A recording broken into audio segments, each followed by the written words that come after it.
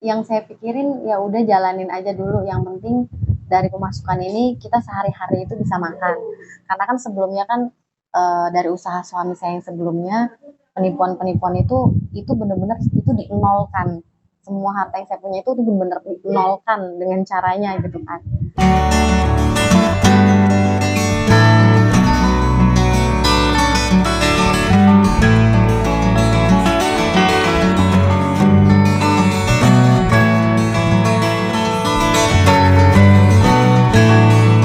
Assalamualaikum warahmatullahi wabarakatuh. Perkenalkan, nama saya Lita Lestari.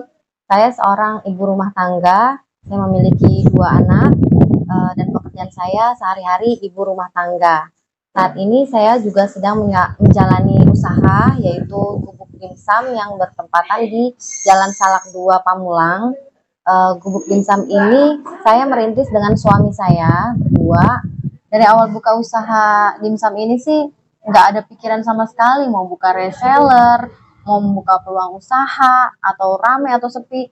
Yang saya pikirin ya udah jalanin aja dulu, yang penting dari pemasukan ini kita sehari-hari itu bisa makan.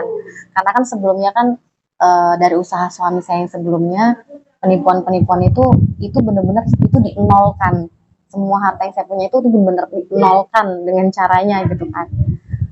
Yang penting perputaran itu bisa buat sehari-hari, buat anak gitu kan, buat keluarga di rumah. Tapi ya Allah, alhamdulillah ya masya Allah dikasih jalan seperti ini sampai bisa membuka peluang usaha untuk orang lain. Gak nyangka banget, makanya sesuatu hal itu kita jangan remehkan, peluang peluang usaha, peluang bisnis kita nggak usah remehin.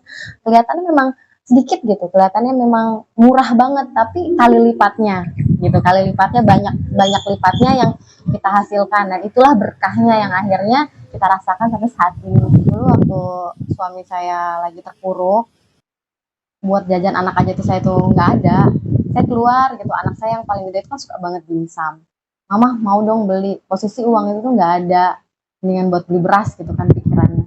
Nah di situ saya lihat harga-harga dimsum itu rata-rata 10.400, 10.400. Dari situ tuh saya mikir gimana ya caranya supaya ada yang jual dimsum harga 1.000. Nah dari situ tuh saya pikir keras ya kan, masukan juga dari suami kasih masukan, kenapa nggak coba jualan aja, cuman untuk kalangan anak-anak atau dimsum ini yang 1.000-an. Dari situ akhirnya kita mulai membuka usaha di Pamulang, kita berjualan dimsum yang 1.000-an sampai memiliki 3 outlet. Lambat laun kita berjalan, akhirnya kita membuka untuk peluang usaha untuk beberapa reseller untuk bisa menjual lagi. Nah dari situ akhirnya outlet-outlet kita tutup, kita fokus untuk produksi dimsum saja untuk beberapa reseller yang ingin menjual lagi. Awal mula reseller itu ada sebenarnya sih itu dari suami saya yang keliling keluar-keluar, karena kan saya bagi dua tuh job desk-nya, saya dengan suami. Saya di bagian produksi khusus untuk produksi dimsum, suami saya di bagian penjualan. Nah saat kita membuka untuk reseller itu kita nggak langsung dapet, kita share-share di media sosial pun juga nggak langsung dapet, karena kita kan baru waktu itu kan, sekitar baru 3 bulan berjualan. Terus suami saya keluar keliling-keliling ke sekolah-sekolah, ke warung-warung, pokoknya daerah-daerah sini lah, Jabodetabek sini, daerah Pamulang, Muncul, Ciputat, sampai akhirnya kita tuh nemuin reseller 1, 2, 3 yang awalnya mereka tuh mau dagang tapi nggak punya nih kompor, nggak punya panci, nggak punya banner. Akhirnya tuh kita tuh yang udah pakai dulu yang kita punya, saya beliin lah panci, terus kita nyebar-nyebar brosur gitu. Ya perjuangan di awalnya sih ya di situ, keliling-keliling panas-panas, nyebar-nyebarin brosur ke warung-warung, ke sekolah-sekolah untuk bisa reseller bermitra bergabung gitu sama kita, memberikan peluang usaha. Dan nggak langsung diterima juga, nggak langsung diterima karena kan saat kita keliling itu pun kita bukan hanya untuk nyebarin brosur, tapi kita juga ngasih tester. Jadi saya kasih tester sekitar 3 sampai 4 dimsum ini agar dicobain, cocok, nanti bisa berjualan di hari berikutnya. Kayak gitu sehari suami saya itu bisa keliling itu ke 10 tempat sampai 15 tempat. Sampai akhirnya banyak reseller ini sih lebih banyak kita the power of media sosial ya. Iya, media sosial terutama itu ya Facebook, TikTok, Instagram, tapi lebih banyak Facebook. karena kita kan ikut perkumpulan komunitas dimsum. Komunitas dimsum. Kalau di online-nya berjalan, cuman kita nggak terpaku di online juga, karena kan harga di online itu kita mengikuti dengan harga reseller yang jualan, jadi harga 1000 ya 1000, harga yang reguler 2000 ya 2000. Saya fokusnya di untuk reseller aja. Buka di GoFood kita ada, GrabFood ada, ShopeeFood ada, cuman memang untuk penjualannya kita mengikuti aja alurnya. Jadi di situ istilahnya harga eceran. Ya harga eceran, yang mau nyobain 10, 20 gitu. Yang mau membuka usaha meskipun itu terbatas ya keuangannya, segera memulai intinya. Jangan ada kata tapi dijadikan alasan. Untuk ibu rumah tangga yang mau mulai usaha ataupun bisnis, jangan karena kita mempunyai anak terus kita jadiin alasan untuk kita tidak bergerak. Kita bisa kok untuk usaha, siapapun kita, mau kita ibu rumah tangga sekalipun, mau masih sekolah sekalipun, kita pasti bisa usaha. Dan yang terpenting, usaha itu selain seni untuk bertahan, kita juga siap untuk rugi, karena kita nggak selamanya untung. Usaha itu nggak selalu untung, pasti kita juga akan menerima kerugian. Kalau kita mau untung, ya kita harus siap rugi. Dan itu kita harus jalanin prosesnya, ya ngelaluin prosesnya, dan semua itu nggak ada yang instan. Makanya kenapa segera memulai, karena semua nggak ada yang instan. Jadi sehari itu bisa sampai 16 mika atau 1600 piece gitu. Sampai akhirnya saya mempunyai karyawan, dan akhirnya alhamdulillah saya bisa produksi sehari itu 5000 piece atau 50 pack gitu. Untuk pengeluaran sehari-harinya ya reseller sehari ya kadang langsung habis, kadang ya 20, 30, nggak nentu juga Mas. Nggak nentu langsung habis juga. Tapi dalam waktu 1 minggu sehari itu 5000 piece, seminggu itu 300 piece, 300 pack ya, seminggu 300 pack itu pasti keluar. Itu dimsum-dimsumnya pasti habis.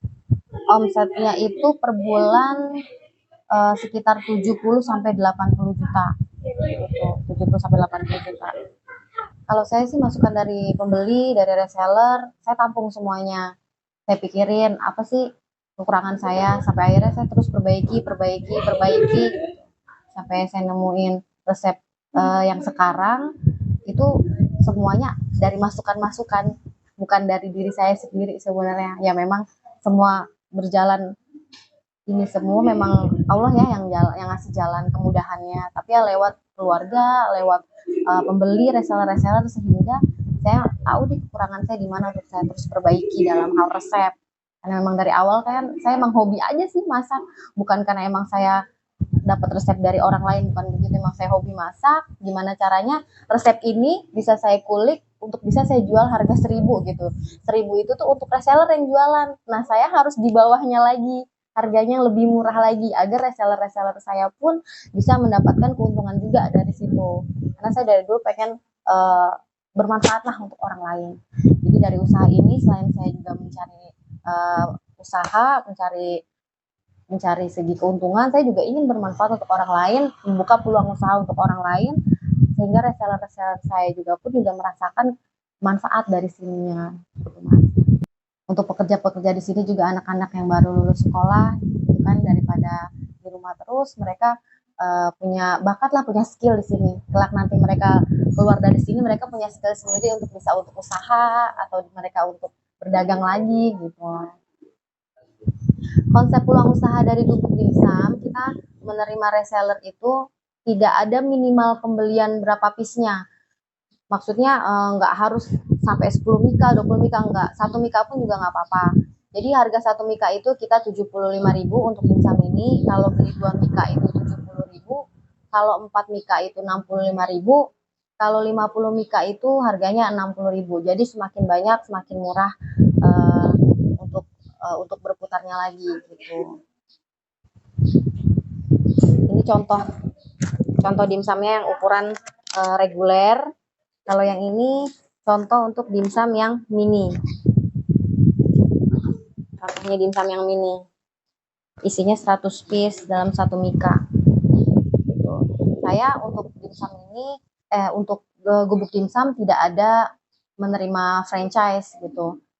hanya bermitra saja. Jadi reseller-reseller yang ngambil 1 mika, 2 mika, 5 mika itu bebas, bisa rebranding gitu. Jadi nggak harus pakai nama brand saya.